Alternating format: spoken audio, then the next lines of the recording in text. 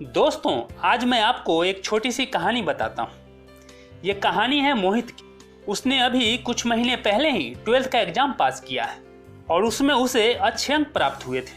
लेकिन पिछले कुछ महीनों से जब से उसने कॉलेज में दाखिला लिया है, जब से उसके पिताजी ने उसे मोबाइल दिलाया है, वह अधिकतर समय अपने मोबाइल में ही लगा रहता है।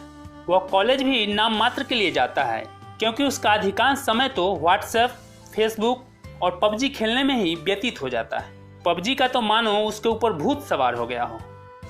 रात्रि को खाना बनाने के बाद माँ जब भी मोहित से कहती है कि मोहित बेटा खाना खा लो, तो मोहित का हमेशा एक ही जवाब होता है, 5 मिनट मॉम। और उसका यह 5 मिनट कभी खत्म नहीं होता। सब लोग खाना खाकर सो जाते तब वह 12 बजे 1 बजे खाता और सो जाता है। कभी कभी तो वह बिन खाए ही सो जाता है। उसके माता पिता को उसके सेहत की, उसके कैरियर और उसके फ्यूचर की बहुत चिंता होती थी। वे बार बार समझाते, लेकिन मोहित पर उसका जरा भी असर नहीं होता था। एक दिन उसके पिता दफ्तर तो चले गए, लेकिन अपना टिफिन बॉक्स घर पर ही भूल गए। माँ ने जब वो बॉक्स देखा तो उसने मोहित से कहा कि मोहित, तुम अपने पापा के दफ्तर चले जाओ और ये टिफिन देकर आओ। मोहित पबजी खेलना छोड़कर जाना तो नहीं चाहता था, पर माँ के बार बार कहने पर वह जाने को तैयार हो गया। वैसे तो वह कई बार बाहर से अपने पिता के ऑफिस को देख चुका था, लेकिन आज पहली बार ऑफिस के प्रेमिसेज में दाखिल हुआ था। उसने एक व्यक्ति से अपने पिता के बारे में पूछा तो उस व्यक्ति ने ऑफिस के बिल्डिंग के बगल में बने एक छोटा सा कमरा की ओर इशारा करके बताया। मोहित उस कमरे में गया तो देखा कि उस छोटे से कमरे में एक गैस चूल्हा रखा था। पानी की गिलासें, कप, ट्रे इत्यादि रखा हुआ था।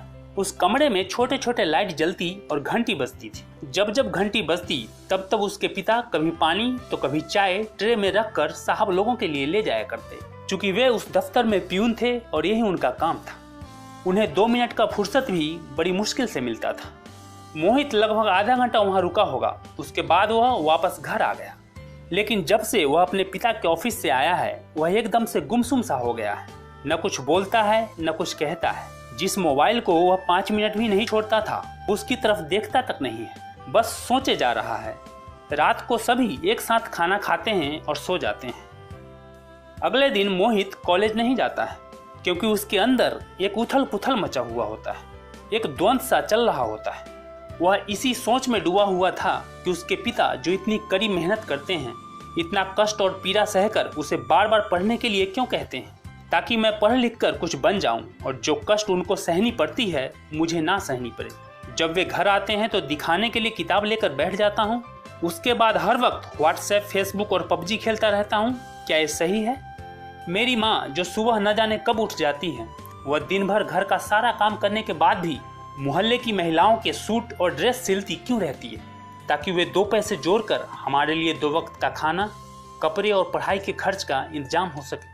हमारे माता पिता इतने दुख और कष्टों को खुशी खुशी इसलिए सह जाते हैं ताकि एक दिन पढ़ लिख कर हम कुछ बन जाएं, जिससे वे समाज में सर उठाकर शान से जी सकें।